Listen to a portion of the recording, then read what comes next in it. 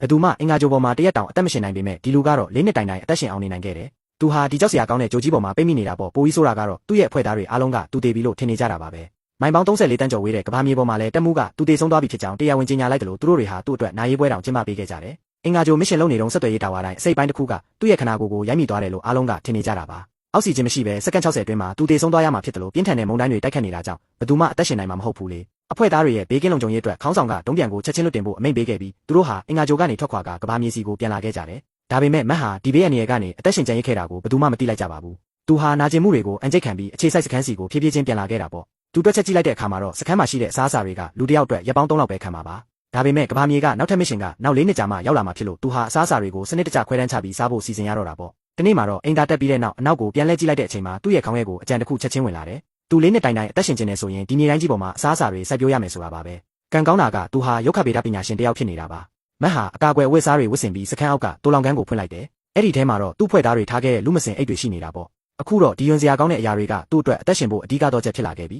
။နောက်ပြီးမတ်ဟာတခွဲကန်းတစ်ခုလုံးကိုပလတ်စတစ်နဲ့အလုံးပိတ်လိုက်တာပေါ့။သူဟာအင်္ဂါကြိုကမြေကြီးတွေကိုတူးပြီးကျမ်းပြင်ပေါ်မှာဖြန့်ခင်းလိုက်တယ်။အဲ့ဒီနောက်မှာတော့အဖွဲ့သားတွေရဲ့အဖိုးတန်အစားအစာတွေကိုလိဖြတ်ပြီးအာလူးတွေကိုအပိုင်းပိုင်းလေးတွေလောက်ကစိုက်ပျိုးလိုက်တယ်။ဒါပေမဲ့အင်္ဂါကြိုကတည်နေတဲ့ကြိုဖြစ်တာကြောင့်ရေရဖို့ကအကြီးမားဆုံးပြဿနာဖြစ်လာတာပေါ့။ကံကောင်းတာကအာကာသယာဉ်မှာဟိုက်ဒရိုဂျင်ကိုလောင်စာဖြစ်သုံးတာဖြစ်ပြီးဒါကိုဖြိုခွဲလိုက်ရင်ရေထုတ်ပေးနိုင်ပါတယ်။မတ်ဟာလောင်စာပေါင်း200လောက်ကိုထုတ်ယူလိုက်ပြီးဟိုက်ဒရိုဂျင်ကိုခွဲထုတ်ဖို့အတွက်ရှားပါးတတုချို့ကိုထည့်လိုက်တာပေါ့။အဲ့ဒီနောက်မှာတော့သူဟာတစ်သားစာတွေကိုပုံလိုက်ပြီးလျှက်စစ်ဝါယာကျိုးနဲ့မီးပွားထွက်အောင်လုပ်လိုက်တယ်။ဟိုက်ဒရိုဂျင်မီးဆွဲသွားတဲ့အခါမှာတော့သူဟာအင်္ဂါကြိုပေါ်မှာရေကိုနောက်ဆုံးတော့ဖန်တီးနိုင်ခဲ့တယ်။ဒါပေမဲ့သူဟာသူ့ရဲ့အသက်ရှူလိုက်တဲ့အခါမှာထွက်လာတဲ့အောက်ဆီဂျင်ကိုထည့်တွက်ဖို့မေ့သွားခဲ့တာကြောင့်တပြုတ်မှုကနေရုတ်တရက်ပောက်ကွဲသွားပြီးသူဟာမူးဝေသွားခဲ့ရတယ်။အဲ့ဒါကိုပြန်ပြင်ပြီးတဲ့နောက်မှာမတ်ဟာဝတ်စုံကိုပြန်ဝတ်ပြီးတပြုတ်မှုကိုနောက်တစ်ချိန် view တစ်ဆိုင်နဲ့ပြန်ဆလိုက်ပြီးဒီတစ်ခါမှာတော့အရာအလုံးအဆင်ပြေသွားခဲ့ပါတယ်။မကြခင်မှာပဲရေငွေ့တွေအများကြီးထွက်ပေါ်လာခဲ့ပြီးရက်ပေါင်း90ရက်မြောက်မှာတော့မတ်ဟာမြေကြီးထဲကနေဖောက်ထွက်လာတဲ့အစိမ်းရောင်အပင်ပေါက်လေးကိုမြင်လိုက်ရတယ်။အချိန်တွေကုန်လွန်လာတာနဲ့အမျှရိတ်သိမ်းချိန်ရောက်လာတဲ့အခါမှာတော့သူကိုယ်တိုင်စိုက်ထားတဲ့အစားအစာတွေကိုကြည့်ပြီးမတ်ဟာအရန်ကိုစိတ်လှုပ်ရှားနေခဲ့တာပေါ့။သူဟာအာလူးတွေပို့ပြီးစိုက်နိုင်ဖို့အတွက်မစင်မြေဩဇာတွေကိုပို့ပြီးတုံးခဲ့တယ်။အခုတော့အစားအစာရပြီဖြစ်တာကြောင့်မတ်ဟာအနာဂတ်အတွက်စတင်စဉ်းစားပါတော့တယ်။နောက်ထပ်အင်္ဂါကြိုမစ်ရှင်ကဒီစခန်းကနေမိုင်ပေါင်း200လောက်ဝေးတဲ့နေရာမှာဆင်းသက်မှာပါ။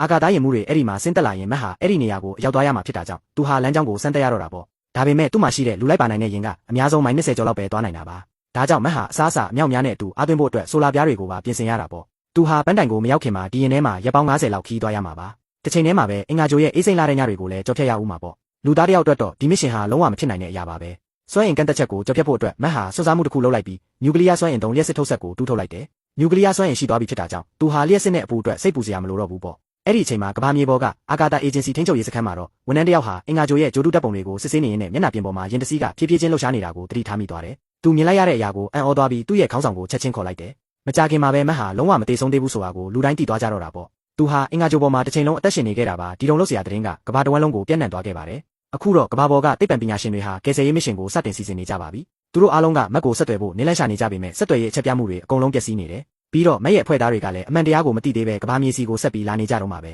။အခုတော့သူတို့တွေမတ်ကိုအင်္ဂါကြိုပေါ်ကနေဘလို့နင်းနဲ့ကယ်တင်နိုင်မယ်လို့ထင်ကြပါလဲ။